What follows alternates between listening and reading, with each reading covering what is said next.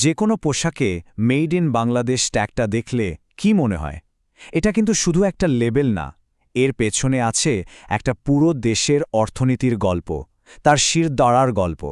চলুন আজ এই চালিকা শক্তির একদম ভেতরে ঢুকে দেখি। শুরুতেই একটা তথ্য দেই যা আপনাকে চমকে দেবে। বাংলাদেশ থেকে মোট যা কিছু বিদেশে রপ্তানি হয় তার ৮০%-এরও বেশি আসে শুধু এই একটা শিল্প থেকে। ভাবা যায় দেশের বৈদেশিক মুদ্রার ভাণ্ডারকে সচল রাখার পেছনে এর অবদানটা যে ঠিক কতটা তা হয়তো কল্পনাও করা কঠিন। আর এটা শুধু টাকা পয়সার গল্প না, কিন্তু এর সাথে জড়িয়ে আছে মানুষের জীবন। এই শিল্পে প্রায় ৪০ লক্ষেরও বেশি মানুষ সরাসরি কাজ করে, মানে লক্ষ লক্ষ পরিবারের রুটি রুজি সরাসরি এর উপর নির্ভরশীল। আর ঠিক এই কারণে বাংলাদেশে তৈরি পোশাক শিল্পকে বলা হয় অর্থনীতির মেরুদণ্ড। আর এটা কিন্তু শুধু কথার কথা না, আক্ষরিক অর্থেই এটা দেশের অর্থনৈতিক কাঠামোটাকে সোজা হয়ে দাঁড়াতে সাহায্য করছে। চলুন দেখি কিভাবে এই শিল্পটা এতটা গুরুত্বপূর্ণ হয়ে উঠল। আচ্ছা, তাহলে এখন প্রশ্ন হল, ঠিক কিভাবে একটা শিল্প দেশের উন্নতির প্রধান চালিকা শক্তি হয়ে উঠল? এর প্রভাবটাই বা কতটা গভীর? চলুন একটু বিস্তারিতভাবে ব্যাপারটা বোঝা যাক। এর সবচেয়ে অসাধারণ দিকগুলোর একটা হলো নারী ক্ষমতায়ন। আপনি কি জানেন, এই শিল্পের কর্মীদের মধ্যে প্রায় ৮০%ই নারী। এটা যে শুধু তাদের হাতে অর্থনৈতিক স্বাধীনতা তুলে দিয়েছে তাই নয়, এটা গ্রামের অর্থনৈতিককে শক্তিশালী করা থেকে শুরু করে সামাজিক পরিবর্তনেও অমছম একটা ভূমিকা রেখেছে। চলুন অর্থনীতির দিকটা একটু সংখ্যা দিয়ে দেখি। একদিকে যেমন আমরা দেখলাম রপ্তানি আয়ের সিংহভাগ এই খাত থেকে আসে, তেমনি দেশের মোট জাতীয় উৎপাদন বা জিডিপিতেও এর অবদান প্রায় ১২ থেকে ১৩%। দুটোই দেশের জন্য অপরিহার্য। মজার ব্যাপার হলো, পোশাক শিল্পের এই সাফল্যটা কিন্তু একা আসেনি।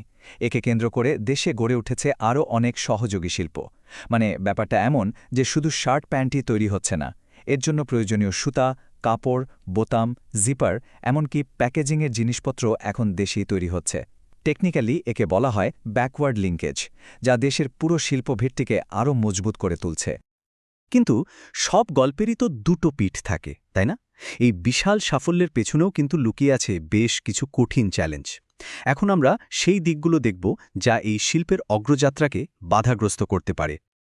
এই চ্যালেঞ্জগুলোর কথা বলতে গেলেই আমাদের ফিরে যেতে হবে ২০১৩ সালে। Rana plaza tragedy. এটা ছিল একটা মর্মান্তিক টার্নিং পয়েন্ট।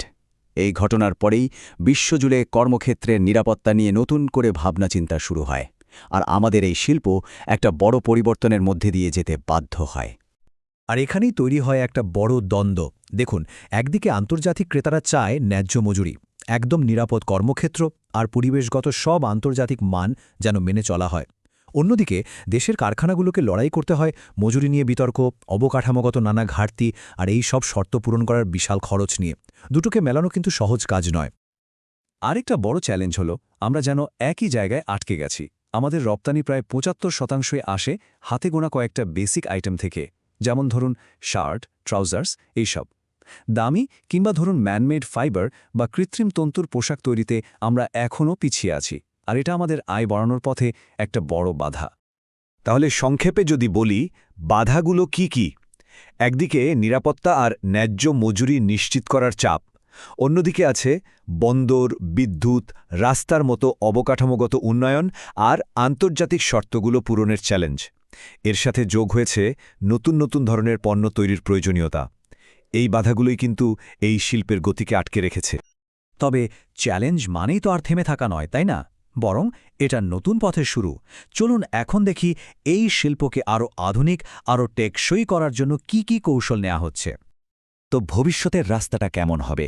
বিশেষজ্ঞরা বলছেন মূলত ৪টা বিষয়ের ওপর জোর দিতে হবে। ১. অটোমেশন আর নতুন প্রযুক্তি ব্যবহার করে কারখানার দক্ষতা বাড়ানো। ২. কৃত্রিম তন্তুর মতো দামি পোশাকে মনোযোগ দিয়ে আয় বাড়ানো। ৩. পরিবেশবান্ধব সবুজ কারখানায় নেতৃত্ব দিয়ে বিশ্বে নিজেদের ব্র্যান্ডিং আরও শক্তিশালী করা। আর ৪. স্মার্ট ডিপ্লোম্যাসির মাধ্যমে নতুন নতুন বাণিজ্য চুক্তি করে বাজার ধরে রাখা আর বাড়ানো। তবে একটা জায়গায় বাংলাদেশ কিন্তু এখনই বিশ্বকে চমকে দিয়েছে, সেটা হলো গ্রিন ফ্যাক্টরি বা সবুজ কারখানা। এটা জেনে রাখা ভালো যে পৃথিবীতে সবচেয়ে বেশি লিড সার্টিফাইড সবুজ পোশাক কারখানা এখন বাংলাদেশেই আছে। এই কারখানাগুলো পরিবেশ বান্ধব, আর এটা আমাদের জন্য বিরাট একটা গৌরবের বিষয়। এই সব কিছুর পেছনে কিন্তু একটা বিশাল স্বপ্ন, একটা বিশাল লক্ষ্য কাজ করছে, যা এই শিল্পের ভবিষ্যৎকে পুরোপুরি বদলে দিতে পারে। আর সেই লক্ষ্যটা হল বার্ষিক রপ্তানি আয়কে $100 বিলিয়ন নিয়ে যাওয়া। হ্যাঁ, ঠিকই শুনেছেন, $100 বিলিয়ন।